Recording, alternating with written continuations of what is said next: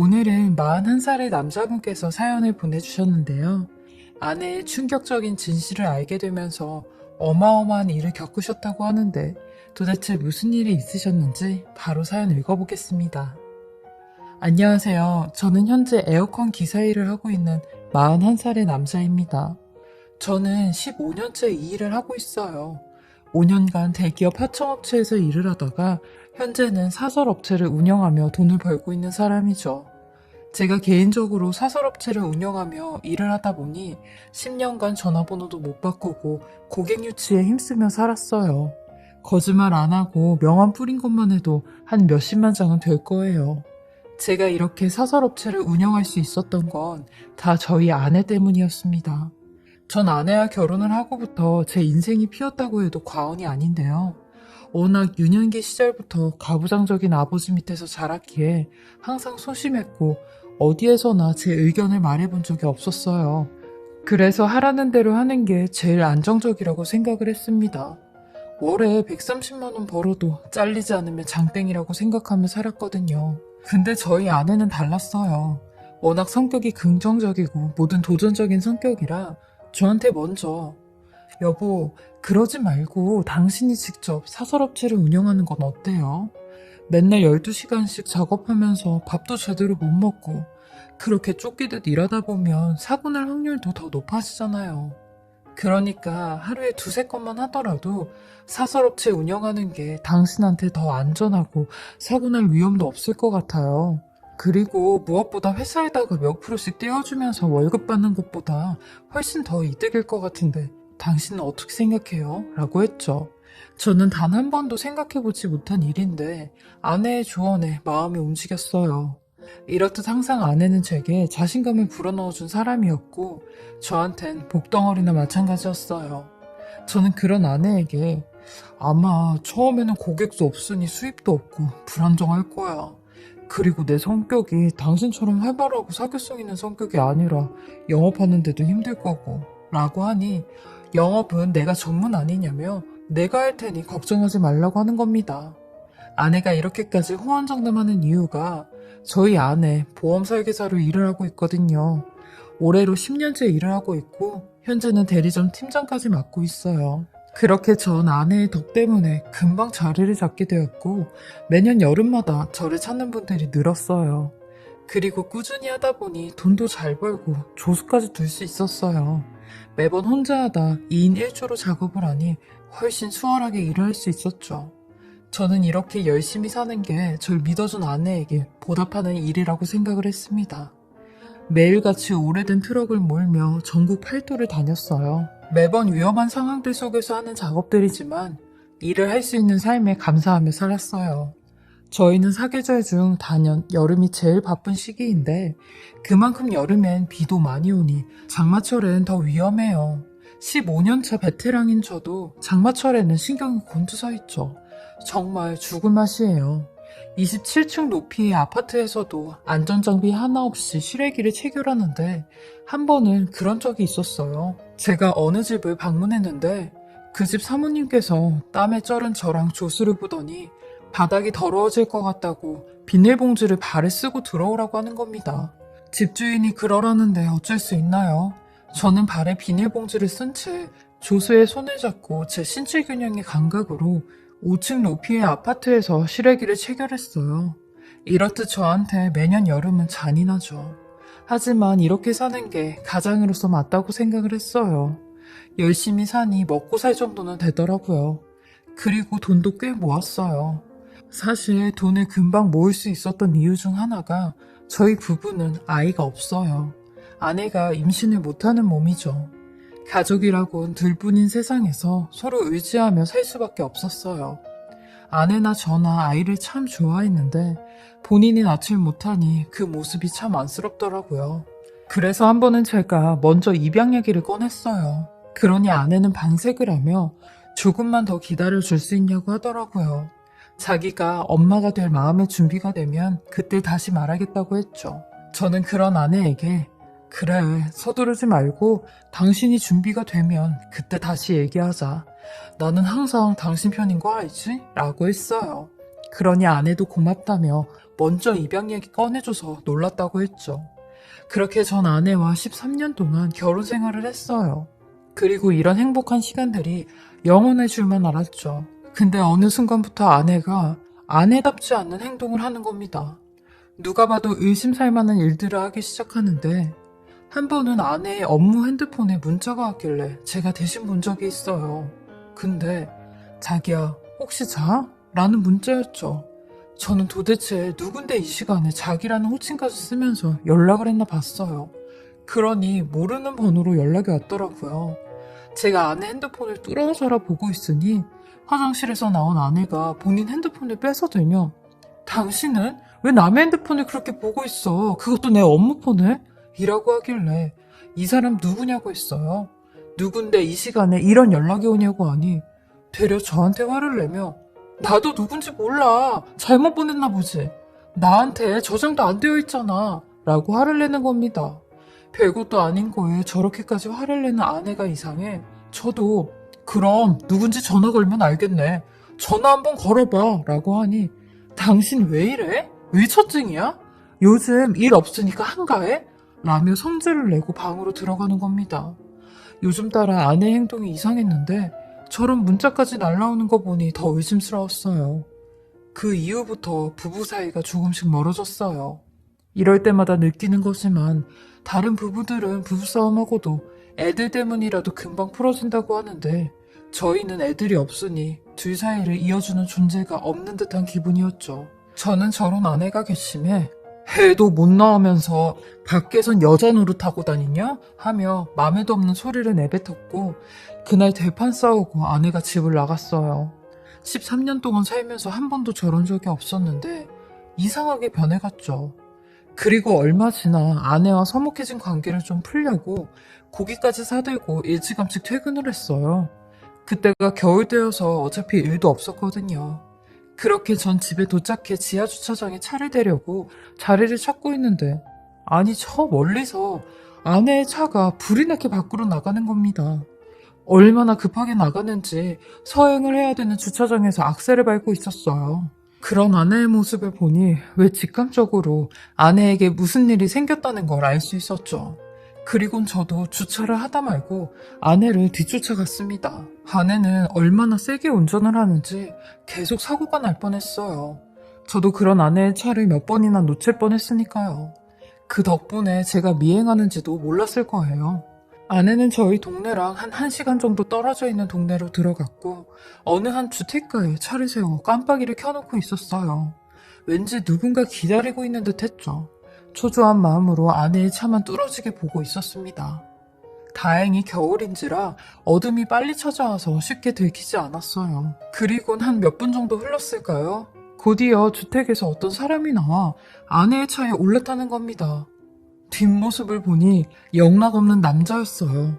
덩치도 있었고 두툼한 패딩에 추리닝 바지를 입고 있었는데 무엇보다 머리털이 하나도 없었죠. 캡모자를 눌렀었는데도 대머리인 걸 알 수가 있었어요. 그 남자의 모습을 보니 역시 내 예감이 맞았다고 생각을 했고 차오르는 배신감에 분노가 일렁거렸어요. 그렇게 그 남자가 차에 타고 두 사람은 또 어디론가 자리를 옮기는 겁니다. 물론 저도 따라갔고요. 아내는 어찌나 빨리 골목을 빠져나가는지 도대체 어딜 가길래 저리 성급하게 가는지 의문투성이었습니다.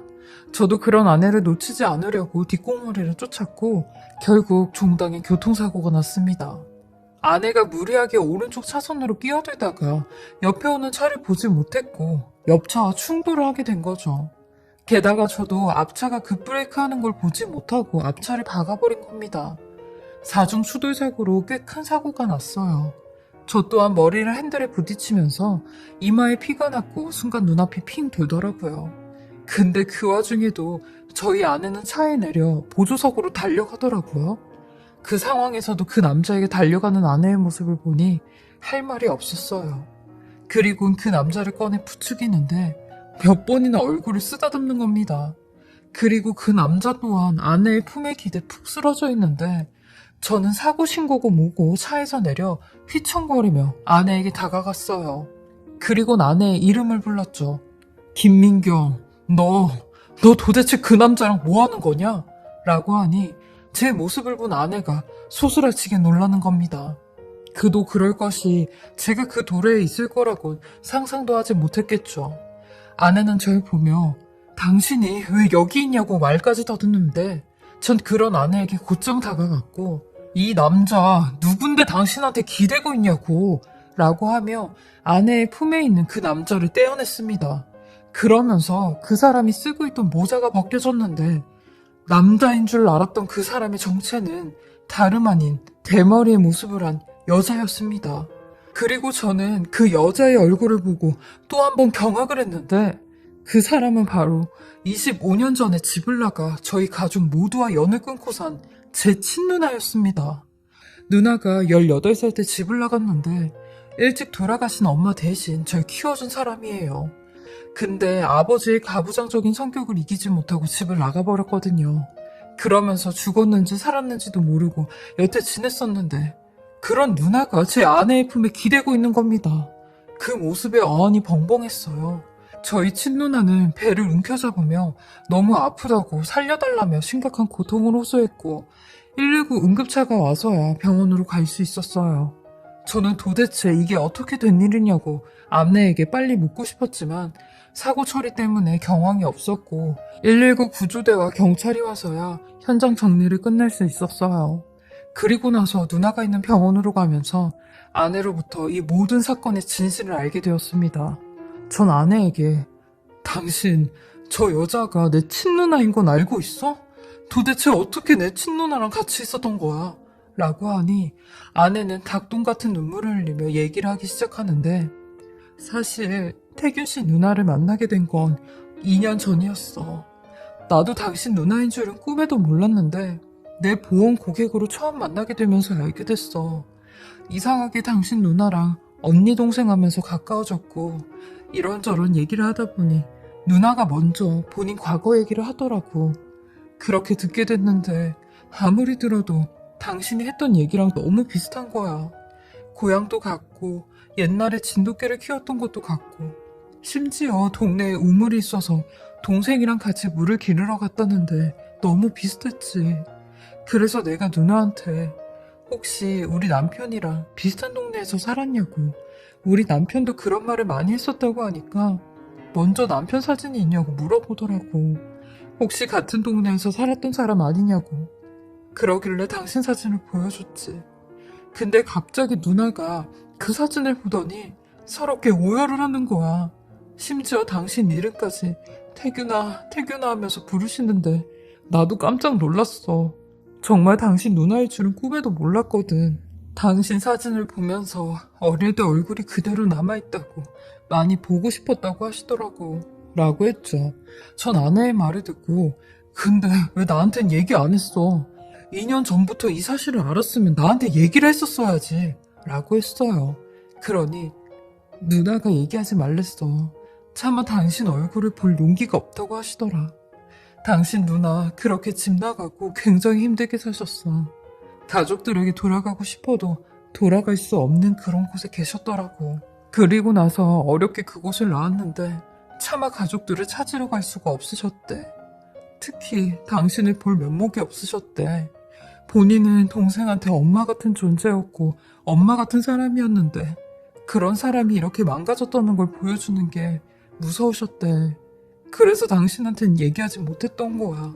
나는 자주 형님하고 만나면서 밥도 먹고 당신 안부도 전해주고 했었어. 이것도 당신한테 들키면 안 돼서 형님 번호 저장도 안 하고 호칭도 다르게 불렀던 거야. 라고 하는데 아내의 말에 어안이 벙벙했습니다.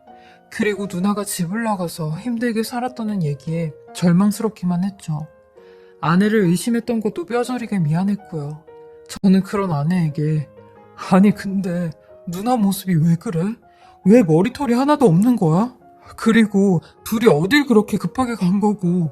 라고 물어보니 아내로부터 들은 대답은 또 한 번의 충격적인 이야기였습니다. 저희 누나가 임신을 했대요.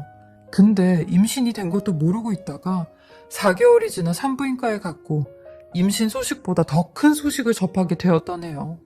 누나가 자궁경부암 말기로 암세포가 온몸에 퍼져 손을 쓸 수 없는 지경이었다는 겁니다. 아이 아빠는 누나를 버리고 도망을 간 상태였고 저희 가족과는 연을 끊고 살았으니 보호자는 저희 아내밖에 없었던 거죠. 아내도 그 소식을 듣고는 몇 달 전부터 저희 누나를 보살폈다고 하더라고요. 병원에서는 제왕절개로 급하게 아이를 출산하고 항암 치료를 받아야 된다고 했다는데 누나가 거부를 했대요. 아이를 조금만 더 뱃속에서 키운 후에 낳고 싶다고 했대요. 어차피 암세포가 다 퍼질 대로 퍼졌고 그거 모르고도 임신을 하고 있지 않았냐면서요. 그리고 아이를 출산할 때가 다가오면서 항암 치료를 받아야 하니 머리도 미리 밀어놨다고 하더라고요. 근데 오늘 몸에 이상 신호를 느꼈던 저희 누나가 아내에게 연락을 해 너무 무섭다며 병원에 같이 가달라고 했다는 겁니다. 아내는 119라도 불러서 먼저 병원에 가 계시면 따라가겠다고 했는데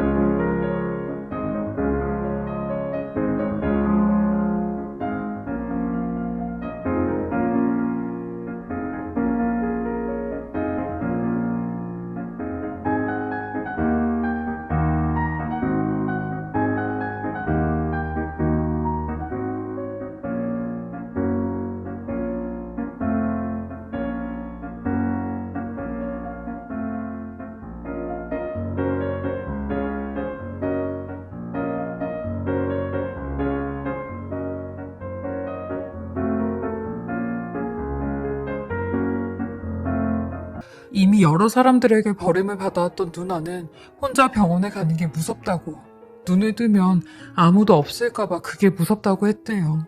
그래서 저희 아내에게 같이 가주면 안 되겠냐고 했다네요. 그러니 저희 착한 아내 그 길로 곧장 누나한테 간 거더라고요. 저는 정말 아내를 쳐다볼 면목이 없었고 너무 미안했어요. 게다가 이런 아내가 저한테 그러더라고요. 여보, 형님이 본인이 낳은 그 아이 우리가 대신 키워주면 안 되겠냐고 하시더라. 본인은 어차피 얼마 살지도 못하고 갈 텐데 그 아이가 남의 손에서 자라야 한다는 걸 생각하면 눈을 제대로 못 감을 것 같다고 하시더라고. 그래서 내가 그 아이 키우겠다고 했어. 형님이 내게 준 선물이라고. 그리고 형님이 세상에서 살았다는 걸 이 아이를 보면서 잊지 않겠다고 했어. 라고 하는데 전 그런 아내의 손을 붙잡고 한참을 말없이 흐느꼈어요. 이런 아내에게 어떤 말로도 고마움을 표할 수 없겠더라고요. 그리고 나서 누나 병원에 도착을 했는데 차마 누나의 얼굴을 볼 용기가 안 났어요. 그래서 저 대신 아내가 응급실로 들어갔고 몇 분 뒤에 아내가 응급실에서 나와 누나의 상황을 알려주더라고요. 누나는 곧장 수술을 해야 했고 지금은 이것저것 검사를 받고 있다고 했어요. 그리고 아내는 제게 응급실 보호자 카드를 주며 여보, 형님이 당신 얼굴 너무 보고 싶대 라고 하는 겁니다. 전 어린 아이처럼 그 카드를 손에 쥐고 누나를 만나러 갔습니다.